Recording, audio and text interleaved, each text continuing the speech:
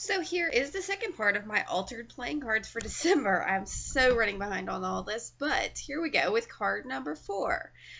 With all my cards, I'm starting with a gessoed playing card and this time around I'm using some Delusion sprays. First I start with a turquoisey blue, and I'm letting it drip down the page. I got my fingers all kinds of sprayed up too. So I'm going to let it drip and wipe the bottom a little bit to stop it from going everywhere.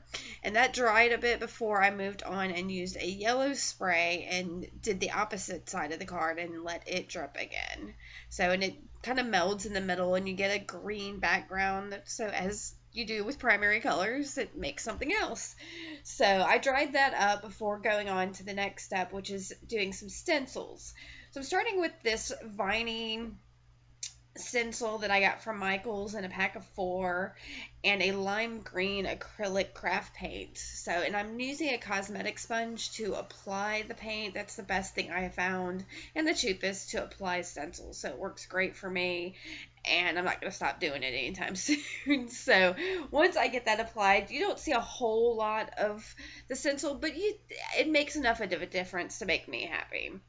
So I dry that before I go on, and I'm adding another stencil here, which is a floral one, and again using some acrylic paint, this time in a white.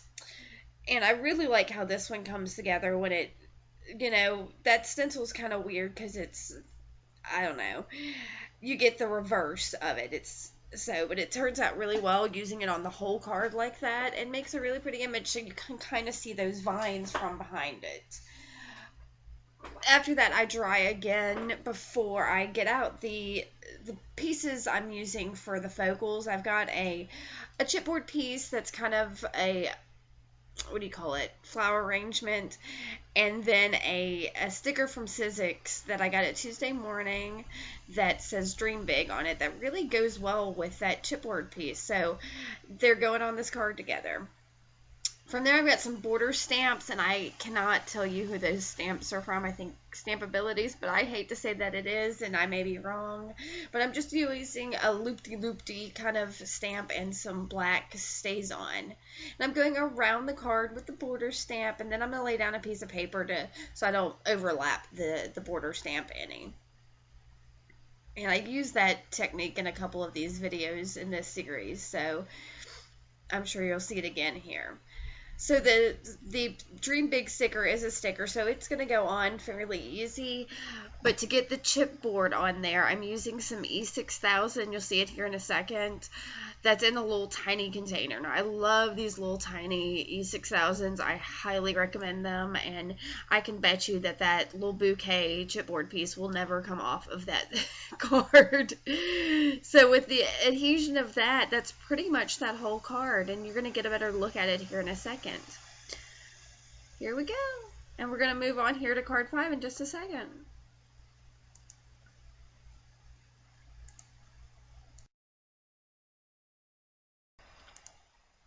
So here we are with card 5, and again, as always, starting with a playing card that I've gessoed over, and then I've got some brown acrylic paint that I wet down with water, and I'm just slinging that all over that card.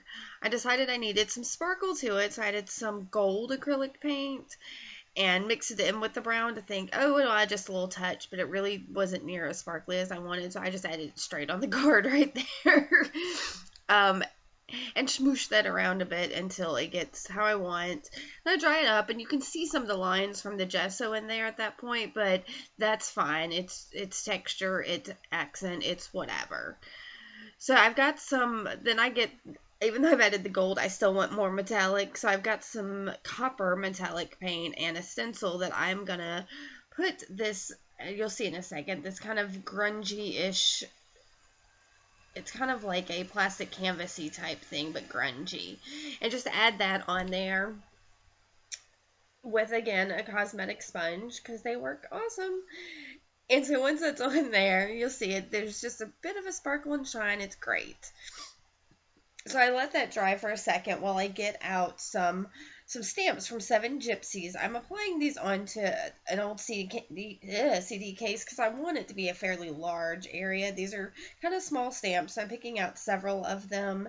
And then got kind of like a textural tag or postage type writing on it, but none of it's really clear. So I get several of those on my CD case, my fancy dancy CD case, and some black stays on, and go ahead and get that on the card. And I started in the middle to make sure I get a lot of text in there, and then, just did one side and then the other side so that nothing was kind of like running off. And then I'm using some brown stamp, and I'm not even sure what it is. This is a textured stamp, and when I'm putting this on here, it gets kind of goopy. You'll see in a second. I'm going to try rubbing it off because I goop it right there in the middle. So I end up rubbing a lot of that off, and you don't really see that stamp anyway, I don't think, in the end of this whole procedure. So it was worth a try, and it didn't work. So it did give a little more brown to the card, though, I'll say that much. So from there, I take a piece of sketch paper, and this is something I had used earlier that just had other paint and splotches and whatnot on it. And I'm using some Heidi Swapp spray in gold to, again, glimmer up everything. So try that real good because that's what I'm going to stamp onto. And I'm finding that it's not drying, so I'm going to open up that page there in a second and dry the back side of it as well, because I guess I got more spray on there than I thought I did. Or I thought I was. Anyway, so I stamp right onto that page with some words. I can't remember what they are. We'll see them in a second. It's better to take a risk than miss a moment of magic. That's what it says. So here I'm drying it really well before I try gluing it down because I don't want it to tear in any way. And then I play with the placement and trim it down some more and play with the placement some more because I can't decide, and that's not going to be what it is. Nope, that's not it. No, how about that? That's a little bit closer to what I'm doing. So, and I'm using a Yoo-hoo glue stick to glue it down, and a credit card type thing to smooth it down to try to get all the wrinkles and everything out of it, and then gluing down any of the spots that didn't stick. So it's looking pretty good, but I really want to give that word part some depth. So I use a Stabilo all pencil in black and a water brush to go around it to start giving it some depth, but it's really not as deep and dark as I want it. So here I'm going to grab a, a Pitt pen in black. There it is, that big one. And kind of line it and rub it to give it lots of more depth and shadow to it. And I really like how much shadow and depth I get with this, so it turns out perfect. And once that's done, I decide I need more depth and shadow around the outside to kind of just go with that. So I'm using Distress ink in black soot and a cosmetic sponge to go around it and give a nice border to it. And that's pretty much it for this one. Awesome, right?